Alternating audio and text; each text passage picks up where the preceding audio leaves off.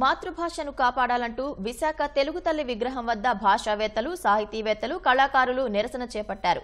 ప్రాథమిక విద్యను తెలుగులో బోధించాలంటూ తెలుగుదండు సంస్థ ఆధ్వర్యంలో ప్లకార్డులు ప్రదర్శించారు.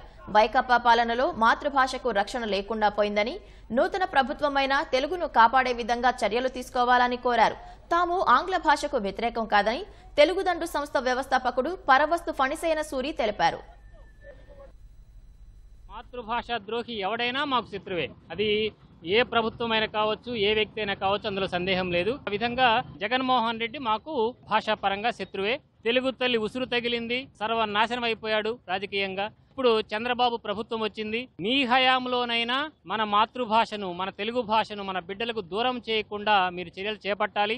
ఆగస్టు 29 తెలుగు భాషా దినోత్సవం గిడుగువారి జయంతి రోజుకు ప్రాథమిక విద్య మాతృభాషలోనే తెలుగులోనే జరుగుతుంది అనే శుభవార్తను, ఆ తీయటి వార్తను మీరు ఆగస్టుకు చెప్పాలి. లేదు అంటే షరామామూలే జెండాలు పట్టుకొని మీ ఇళ్ల చుట్టూ తిరుగుతాం.